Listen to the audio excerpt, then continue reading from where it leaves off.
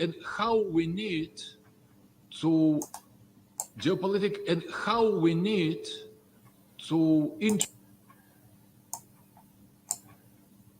geopolitics and how we need to interpret, to decipher present situation.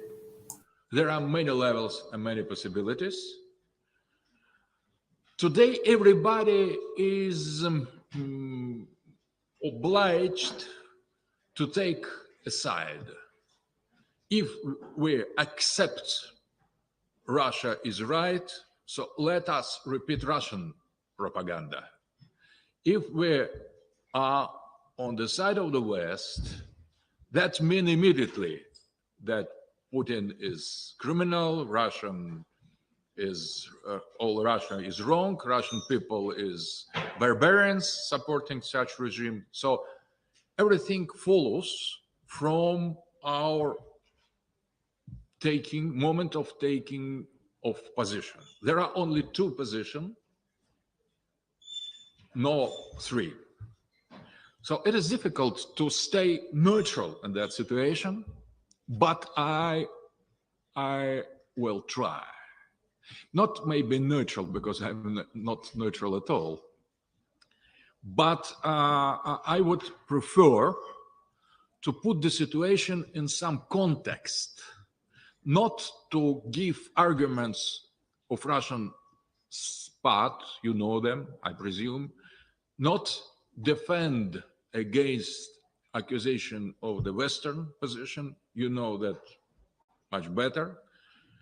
And I think that we are living in the reality of two close languages in the structuralist sense.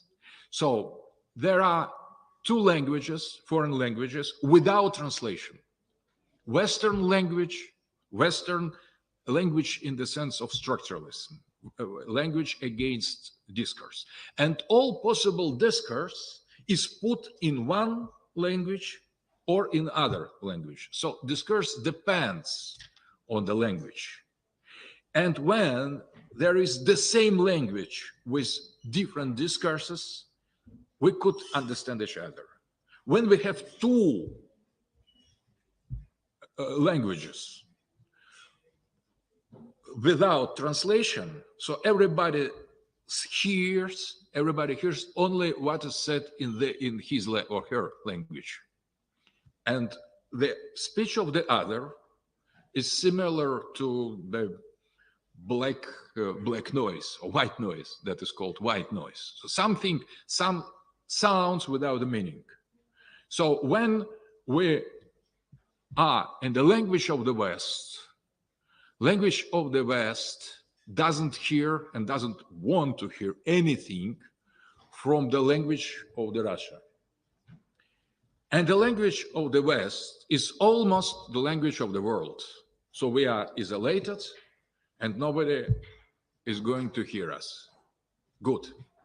So now we are going to discover our proper language and establish it as it should be done, because we tried to speak Western language. We failed.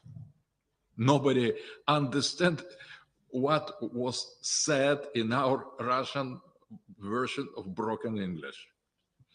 So we tried, we failed. It's so over. Now we are going to speak our own language that we need first to establish, to defend, to re-establish, to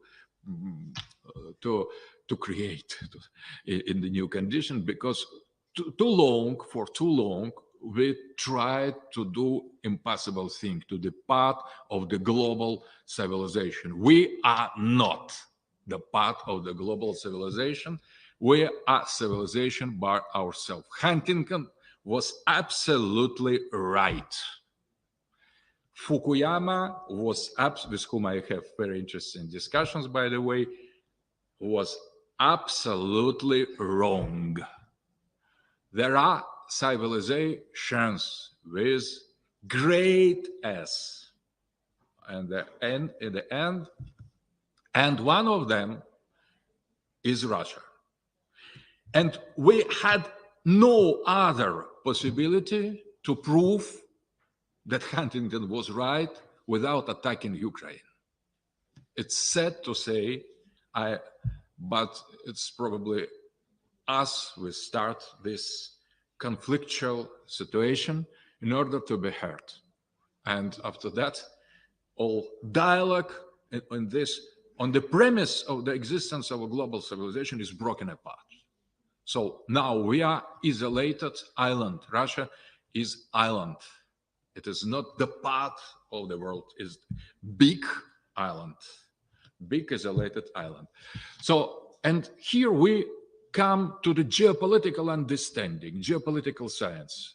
I started to develop geopolitics 30 years ago when Russia only started to feel herself the part of the global civilization, global West.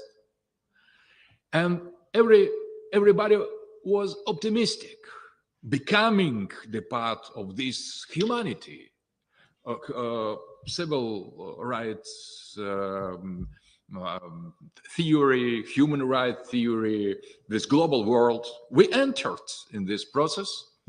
We accepted the Western identity. We have abandoned Soviet identity. We have forgotten Tsarist pre-Soviet identity, and we try to be like everybody else. And at that moment, not being too much engaged in the Soviet system, neither in liberal system, I have discovered geopolitics formulated by English, British authors like Mackinder, who tried to explain the great game between British Empire and Russian Empire in the terms of sea power and land power. Maybe it was in his time situational, a part of the British imperialist thinking of the world, but in my eyes, that was explosion of the real truth.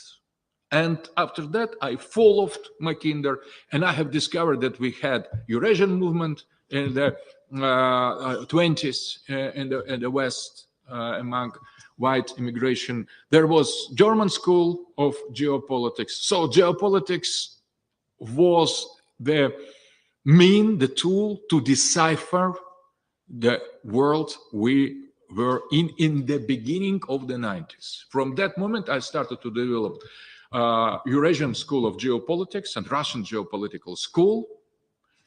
And from this point of view, basing on the British vision of Anglo-Saxon vision of the world, the main principles were sea power against land power. What is sea power according to Mackinder? It is not just the West. It is modernity. It is technology. It is capitalism. It is market society. It is Carthage against Rome, or Athens against Sparta, or Venice against Byzantine Empire. So that was one civilization basing on the materialist approach and strategically on the dominance overseas, on the colonial attitudes, against the other kind of civilization where totally different values were put in the center of the life. The dignity, the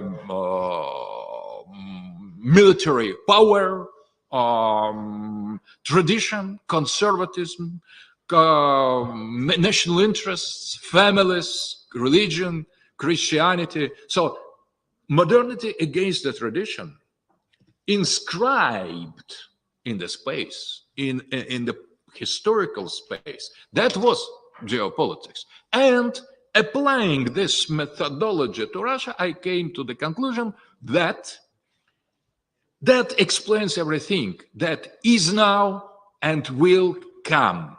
So from that moment, applying this method to analysis of Russian Federation in the early stage, I deduced from this application that there will be the big war between continents, the great war of continents.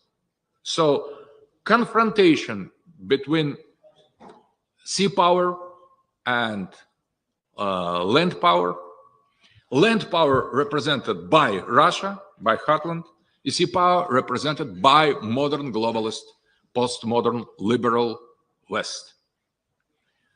So that went radically against everything that Russian government in the 90s thought. But I was heard by Russian military. From the beginning of the 90s, I started to make lessons on geopolitics in Russian General Staff Institution. And for them, that was absolutely necessary because they have lost explanation of what is going on in the ideological terms, and they badly needed something as alternative. They could not understand why NATO went more and more closer to our borders, with us abandoning our communist ideology. They sincerely could not understand why. And with geopolitics introduced in the general staff, everything was theoretically, at least logically, put in the context. That was beginning of rise of the secret rise of Mr. Putin to power.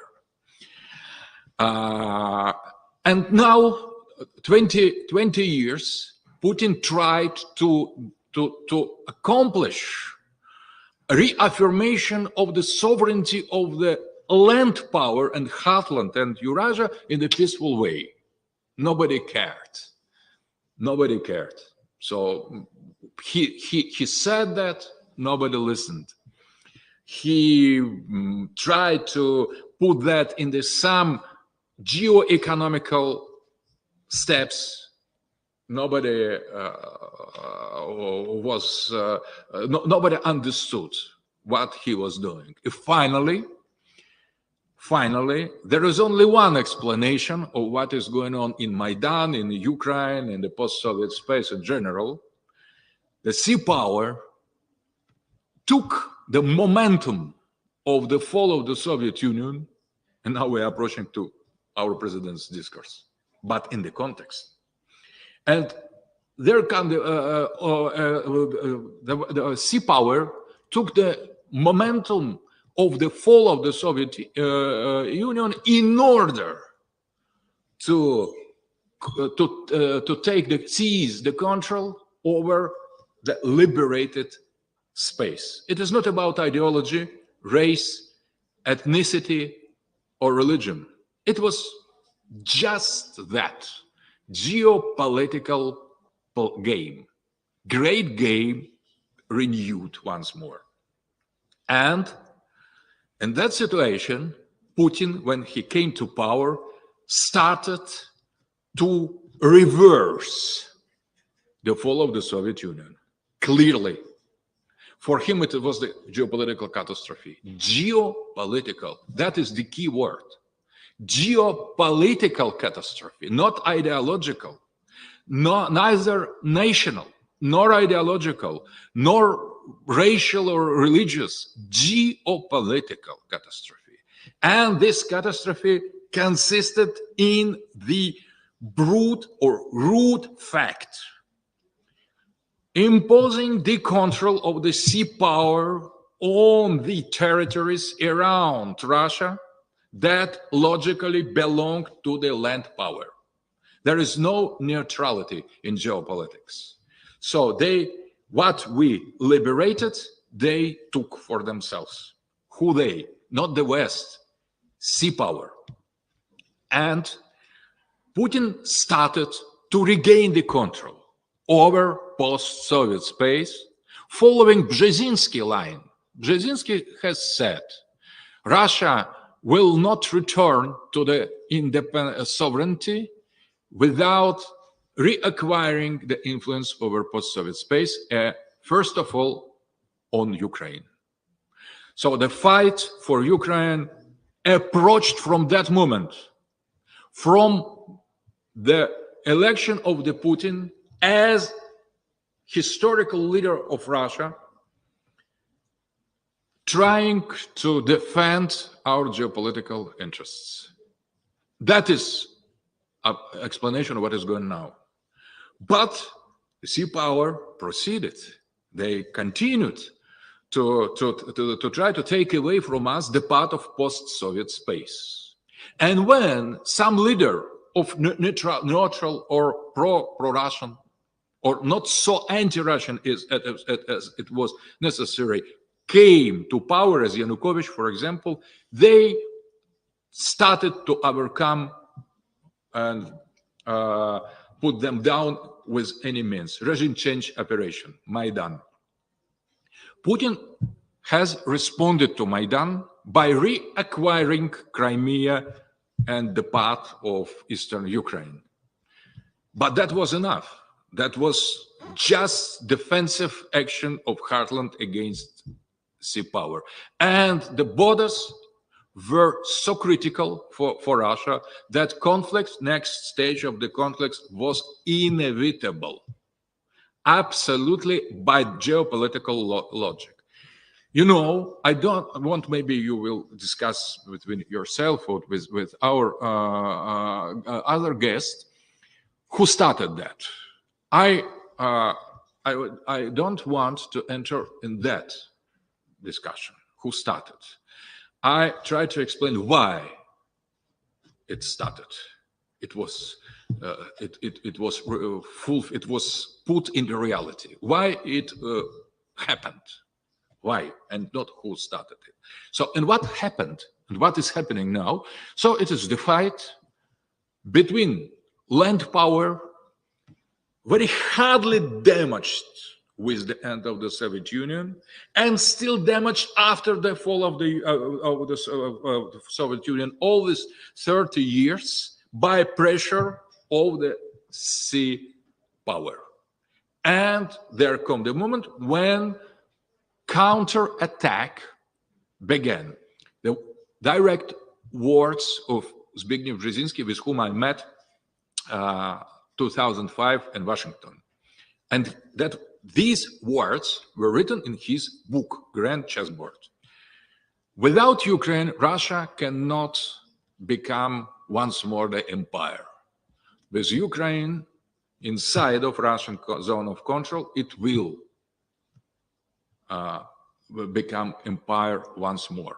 That is a kind of law, nothing personal. And when I have asked Mr. Brzezinski, there was a chessboard between us there in the photo, whether he considered that chess is the game for two. He has said no, for one. You make step, you turn the table, you make the other step. There is no other. The West, global West, the West after the victory over Soviet Union, globalist West, modern, postmodern, liberal West, doesn't recognize the other. There is one player chess game, not three player, one player. You make the step, you turn the chessboard, you make the other. White, black, one player. That was very sincere from Brzezinski part. We saw that in Belgrade, in Yugoslavia. We saw that in Syria, in color revolution in the Arab world. We see it in Iraq, in Afghanistan, everywhere. One player game. And interesting, Brzezinski has dedicated his book to me with very important inscription, with the wish to Mr. Dugin to change completely his ideas, to reverse these ideas. So, because I should, in order to be part of this chessboard game, my mission is to help to Mr. Brzezinski to move the figures on the chessboard. There is no other option. No Macron, no nobody, no Trump, no Scholz. Please move the figures as I told you. It's your mission. And Putin, appearing from the table on the other side, has said, "Can I take part in the game?" That is why we have attacked Ukraine. We just reappeared on the global scale as an active player playing against this great game, as the subject, as sovereign player. We try to do that by all other means. So we weren't led to do that. There in the global that to affirm multipolarity or sovereignty is prohibited not only for us but for American president. When Trump tried to do something without this control, he was blamed and replaced brutally and demonized and put outside of the rules. So for sure we have broken the rules. For sure we have broken the rules of chess as one-player game. It is hard, it is violent, it is bloody, as always. But that is the end, real end of unipolar world, where decision is taken only in one by one existing center.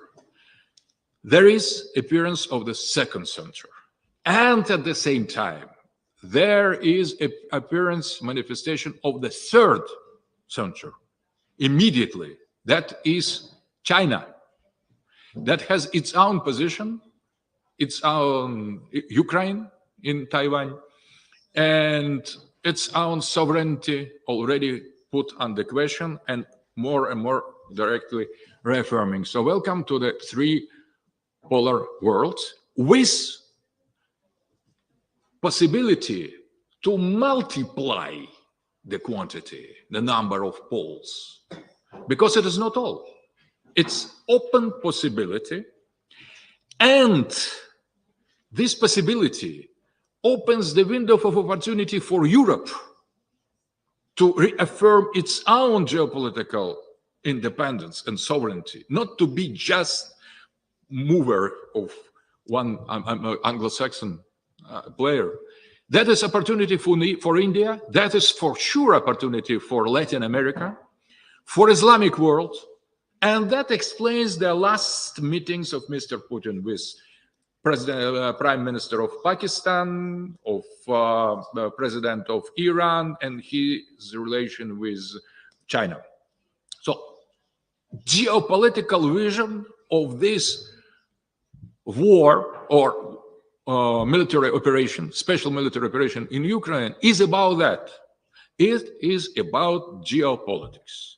And the decision to be on one part or on one other part is not in favor or against Russian, either Russian or Ukrainians. It is totally different choice.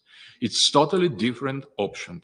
Or whether you are with unipolarity, agonizing and still present here, or you side with emerging multipolarity, not necessarily Russian.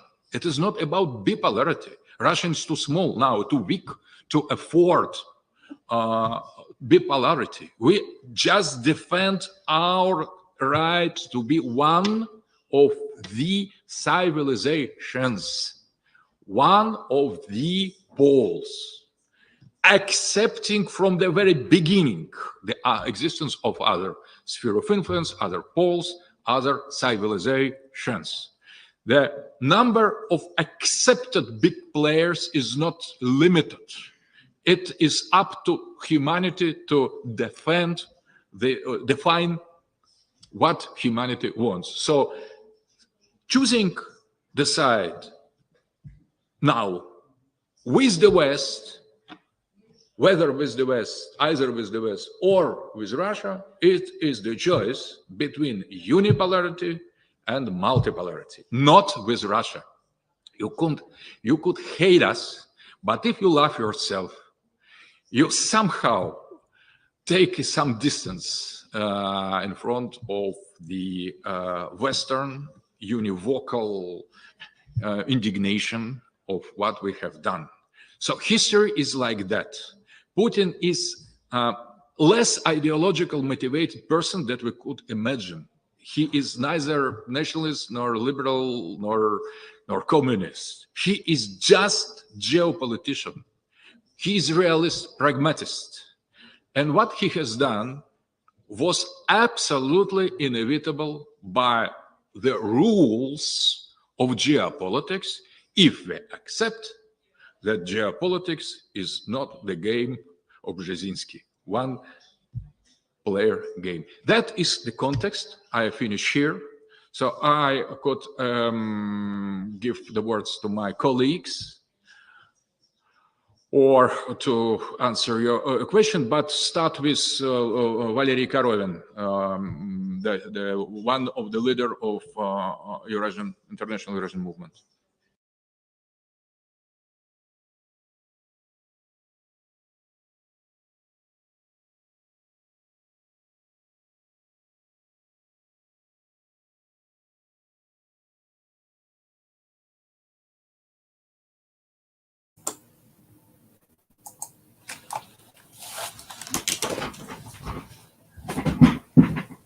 Well, we can just about make out what Dugin was saying about unipolarity and bipolarity, and he mentioned, well, other rival empires that have not submitted to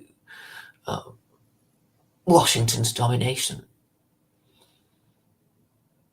And yes, he was talking about tripolarity too, and saying this was actually a good thing for the rest of the world because it was, well, a pain being kicked around by the Americans who obviously are getting too big for their boots and are kicking people around in their arrogant and violent way, and while they busily ignore everyone else. Well, there's no need to be so mean to Russia, you know. I mean, he did say at the beginning, Dugin said at the beginning that, you know, we try to conform, we try to be like you, you know, we adopted representative democracy, you know, we did everything to please you, and we just realized that you would never be happy with us until we submitted, and that you will never accept us as an equal. So this is the reality, people. This is what the Russians feel. I mean, I feel quite... well, I do complain that nobody listens to me, but when you hear that, you know, the Russians collectively saying, you know, nobody listens to us, you have to, well, give pause for thought. You may have heard me go on about Putin saying as long ago as 2019 that liberalism is obsolete, and this was reported in the BBC and the Financial Times, but it was as if he never said a word. You know, nobody cared, and that was because the media, you know, apart from the BBC saying once or twice, Putin's saying that liberalism is obsolete. Is it true? What shall we do about it? And there were just 2 articles, and that's it. And yeah, it was in the FT, and nobody cared. Now I wonder if nobody cared because literally nobody cared, or they tried to say something but was ignored. That's perfectly possible. Or, you know, everybody just said, well, we know that liberalism is kaput. We don't need Putin to tell us that. You know, he's behind the times. But you would expect the political classes in the West to go, oh, he said this terrible thing. He says our are idle as clay feet, what shall we do? But actually they didn't give a damn, because liberalism, as far as these people were concerned, was just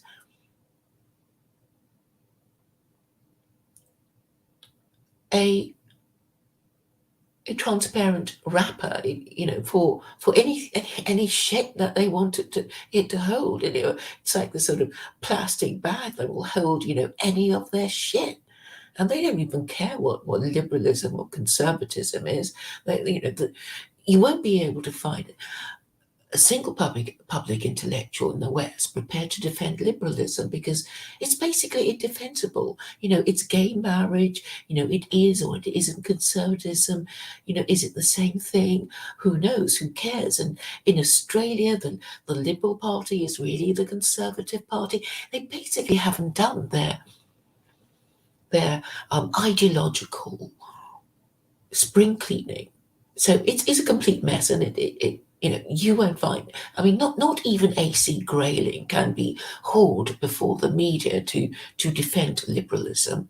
And the only person I seem to remember who noticed this report about Putin saying liberalism was obsolete was late Rabbi Sachs. He worried about it and thought, well, this is terrible if the operating political orthodoxy of the West is obsolete. What shall we do? Oh dear, oh dear, oh dear. And he probably did the same thing as me. And then he realized nobody cared, because everybody assumed it was full of shit anyway. So that is basically the situation. And the other interesting thing that Putin said was, look at what they did to Trump. Look at it. Look at what they did to their own president. We haven't got a chance. They will just appear to listen to us and just carry on as before. But the most interesting thing he said, and this was something that I have myself said about thalassocracies and ancient land empires, is that thalassocracies, i.e. marine empires, have the feature of rising quickly and dominating everyone, and then just as quickly disappearing in a puff of smoke. So you can think of America as a sea empire, of course, because it's got, the eastern seaboard and the western seaboard, from sea to shining sea. Yes? One side of its coast faces the Atlantic and the other side faces the Pacific. It's ideal for a marine empire. But it's gotten too big for its boots. Previous marine empires that have come up and gone bust would be Britain, and the one before that would be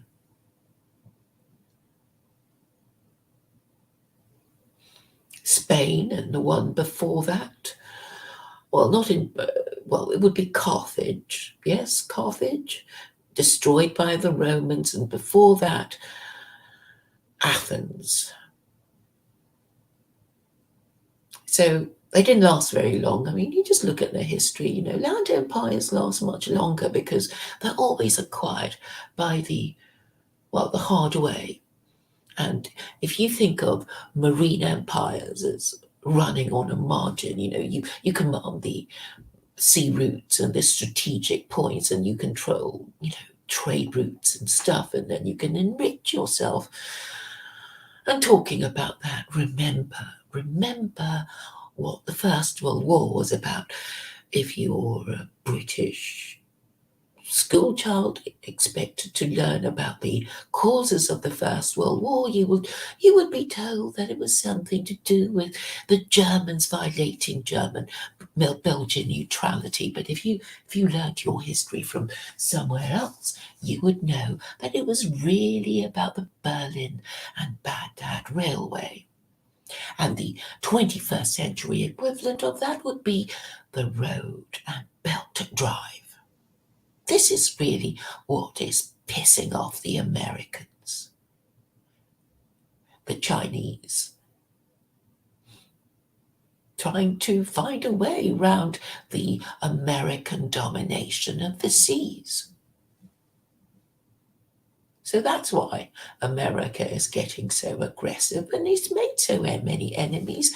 There are three rival empires to the American empire, and it is China, Russia, and Iran. What do you think they're going to do now? They're going to gang up on the American empire. What should Europeans be doing? Should it be looking to America, continuing to yap obediently at whoever it wants to sick the stupid poodle on before it gets kicked? Are we stupid? Are the Germans stupid? Are the French stupid? Yes, it would appear that they are stupid. And it is time, surely, for Europeans to become less stupid, as it is time for the Americans to become less stupid. And they can start by reading and understanding what George Washington said in his farewell speech about not having political parties and being a one-party state. So if the Russians know what is good for them, they would kick out representative democracy and become the one-party state they were under the Soviet Union. Obviously, they would have to safeguard the rights of party members to criticize the leader and the party's policies. But otherwise, this is what should be done, and this model should be copied the world over. It is time to kick out representative democracy because it only allows the merchant classes to take over, and you really can't expect the commercial classes to care about the national interest because all they care about is profit and loss, and therefore they only care about, well, they only have materialist concerns, so they're not suited for the purpose of statecraft. And it is surely philosophers and political scientists and moral philosophers such as I who should be allowed and encouraged to make our contribution to what should guide the ship of state. I hope that this will be used as an opportunity to take back control of the state from the commercial classes, and of course the business, the manufacturers most benefiting from the disarray and the stupidity of our political classes would be the arms manufacturers who are using NATO as their milk cow. That is really the problem. And so I have been saying for, well, over a decade now about my belief that a one-party state must be the way forward. I anticipate all kinds of objections, and I believe I will be able to address them if only there were people capable of discussing these things in an honest and rational way. It would be so nice if I could get Alexander Dugin to appear on my channel. That would be wonderful. I should ask him, I suppose. Worth a try, isn't it?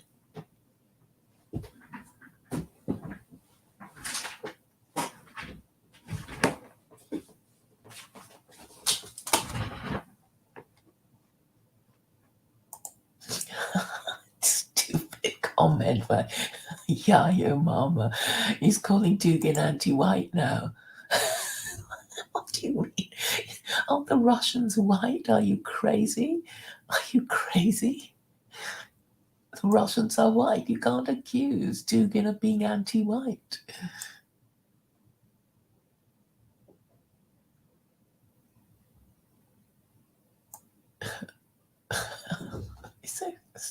stupid. You're all so stupid.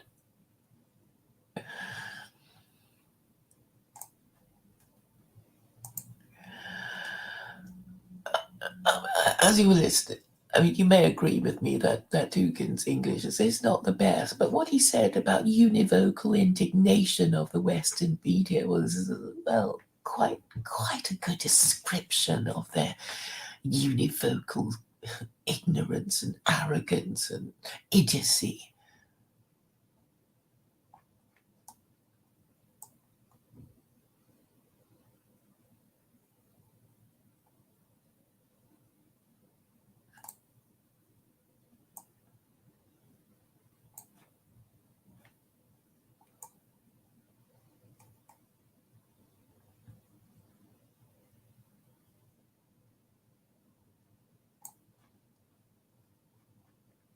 I have to highlight the ridiculous comment by Yayo Mama calling Dugin anti-white. I mean, he's a patriot. He's a social conservative.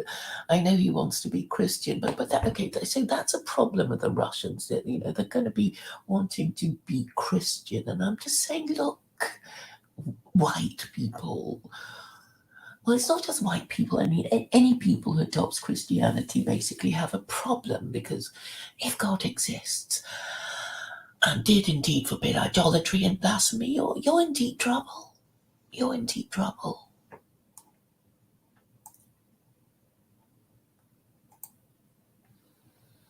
But at least the Russians have some sense of self-preservation in that they reject globo-homo.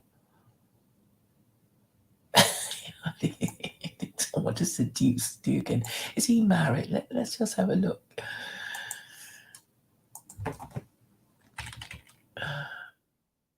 Is he married?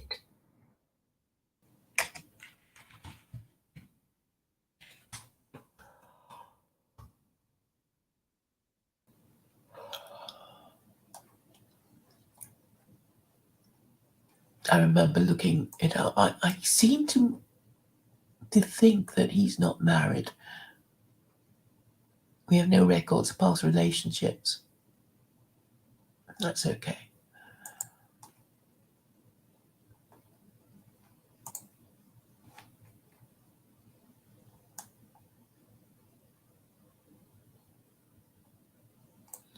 Yeah, your mama's hysterical. You clearly don't understand Duginism and his fourth political theory and third Romeo's plans for... I think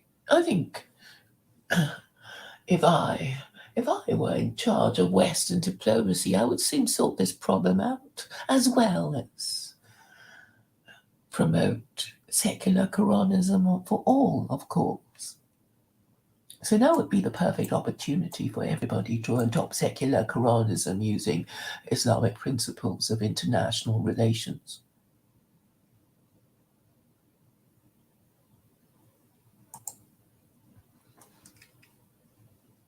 Okay, so what I'm going to do is read the Wikipedia entry about Islam and war. From the time of Muhammad, the final prophet of Islam, many Muslim states and empires have been involved in warfare. The concept of jihad, the religious duty to struggle, has long been associated with struggles for promoting a religion, although some observers refer to such struggles as a lesser jihad by comparison with inner spiritual striving.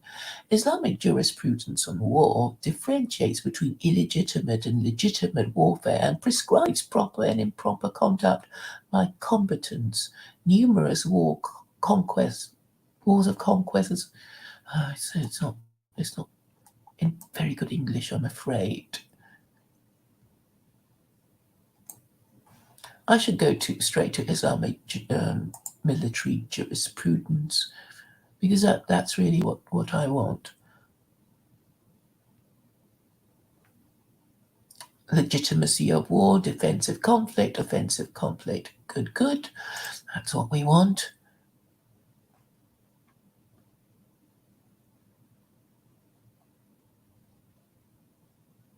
Oh, so jihad is halal and hiraba is not. because hiraba means piracy or unlawful warfare.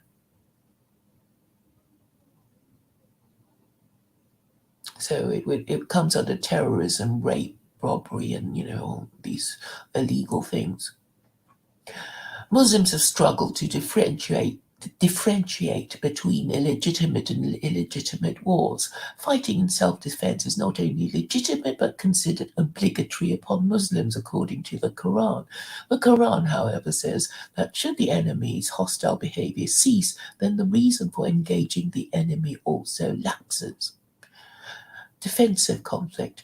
According to the majority of jurists, the Quranic casus belli justification of war are restricted to aggression against Muslims and fitna, persecution of Muslims because of their religious belief. They hold that unbelief in itself is not the justification for war. These jurists therefore maintain that not only combatants are to be fought, non-combatants such as women, children, clergy, the aged, the insane, farmers, serfs, the blind, and so on, are not to be killed in war.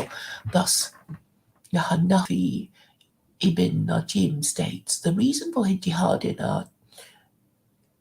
in the Hanafi's view is if they are at war against us. The Hanafi jurists and al-Saraksi state that although kufar, unbelief in God, is one of the greatest sins, it is between the individual and his God, the Almighty, and the punishment for the sin is to be postponed to the Da al-Jaza, the abode of reckoning, the hereafter.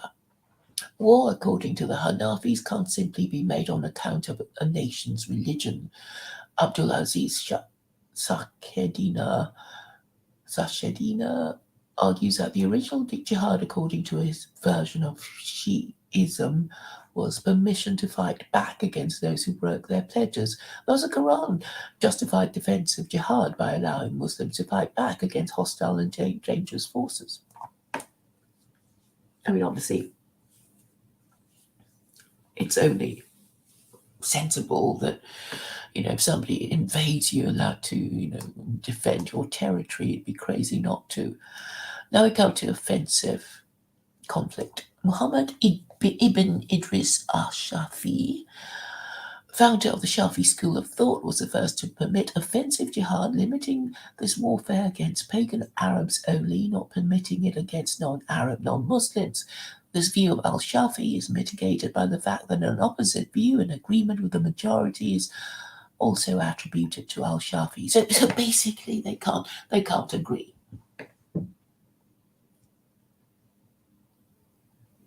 So, I mean, these rules are just going to be interpreted according to,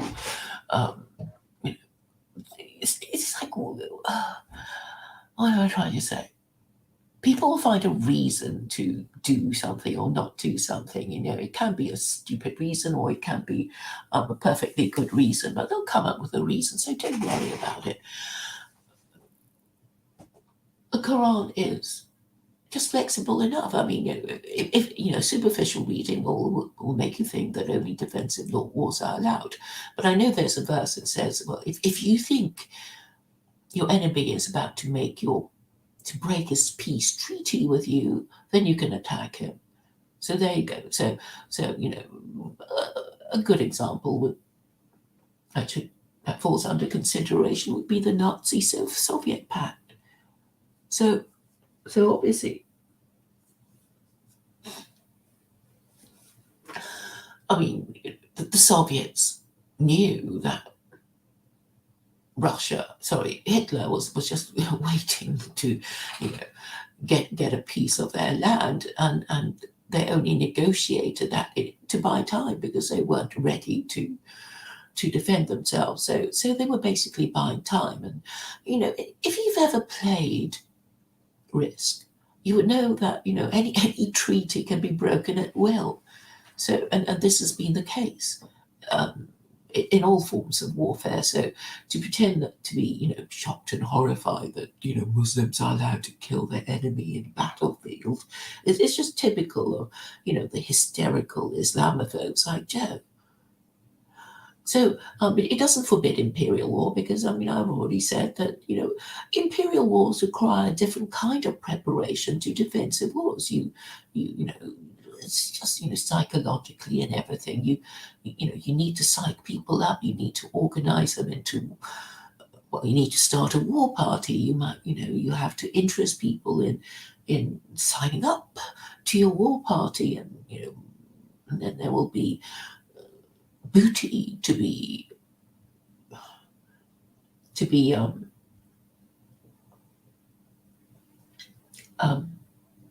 divided.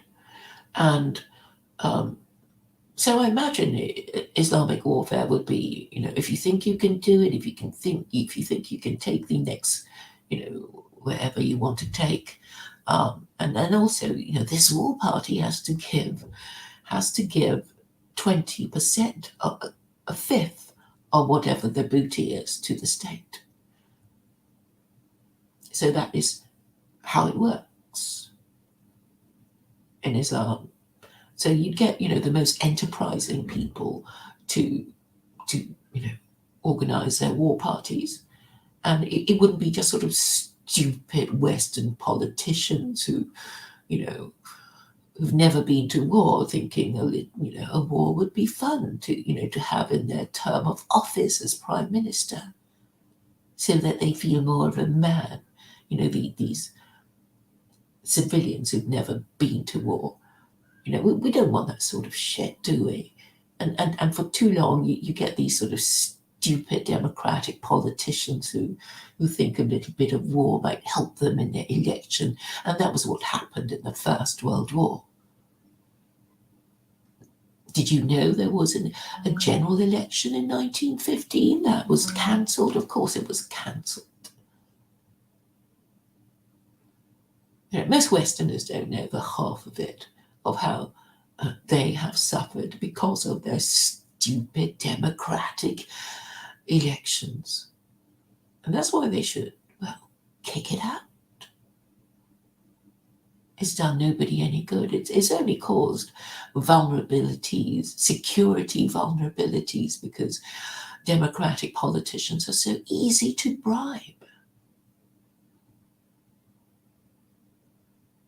China's not going to allow what's happened to democratic politicians to happen in China. It takes a very firm line against billionaires like Jack Ma.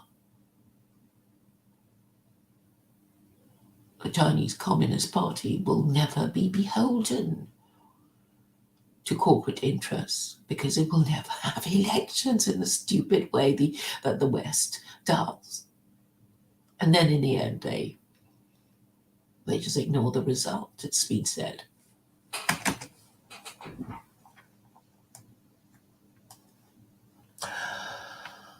So I'm not going to read all the bit about offensive conflict, but I will read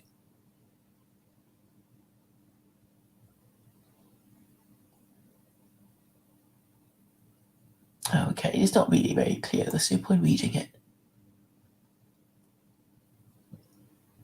But basically, it's the interpretation is bound to be flexible, and the victor writes history, but at least its broad principles are clear enough.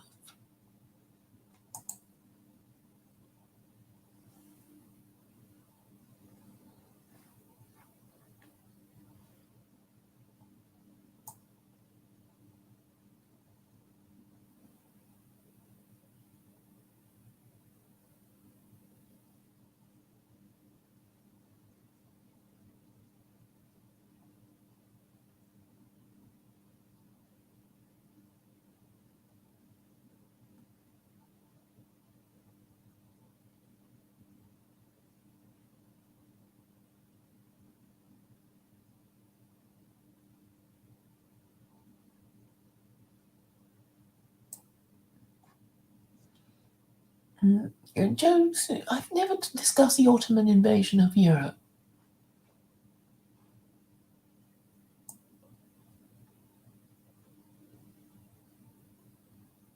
A lot of hysterical hatred against Dugin, who's only talking sense.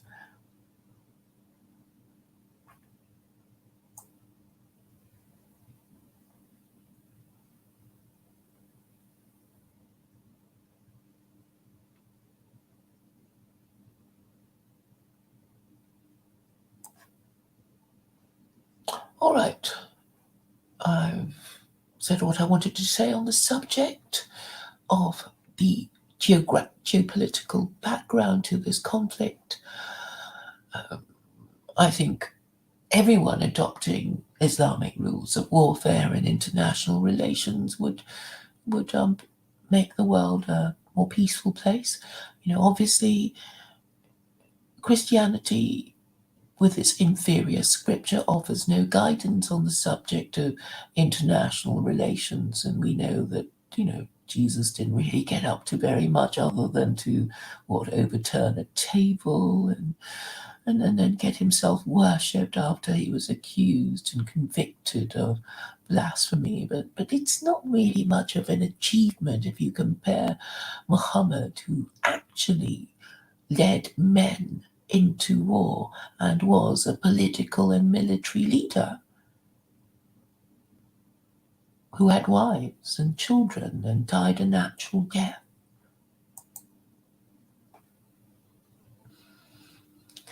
Those of you who are not completely morally and intellectually crippled by your Islamophobia would be honest about whose life you would like to lead.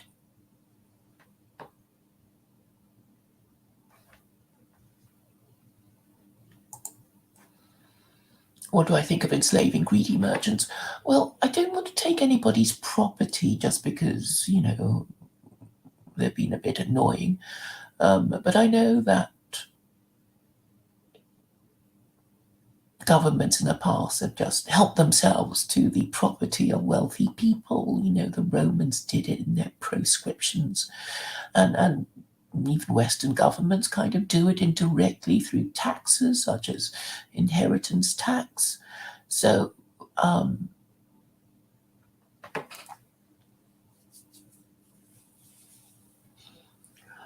we should respect the right to property of everyone, and if they've done something wrong, then obviously require them to compensate for whatever damage they caused. But it all has to satisfy the conditions of due process.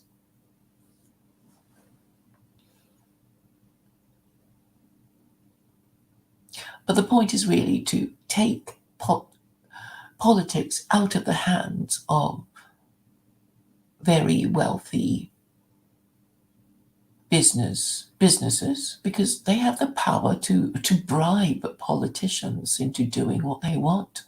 And that for that reason, elections are unnecessarily divisive. They don't help anyone. They don't help the people who only get angry when you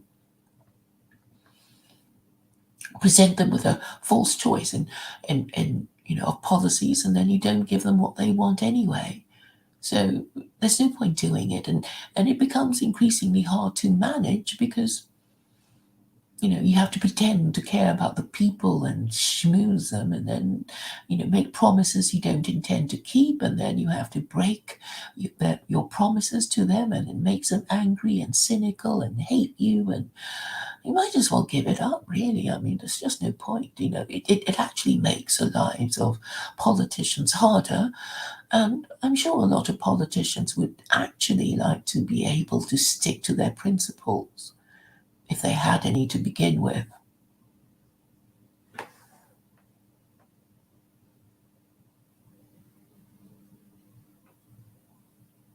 So, obviously, I would hope for a peaceful and legal resolution, and hope that there will be enough influential and decent people who see the dangers ahead for their children and grandchildren and descendants, and don't want to be considered part of the sheeple who allowed all this to happen on their watch. So I hope alt-right YouTubers with channels bigger than mine, and even Dugin, wouldn't it be great if Dugin appeared on my channel? You would all be so thrilled, as would I be.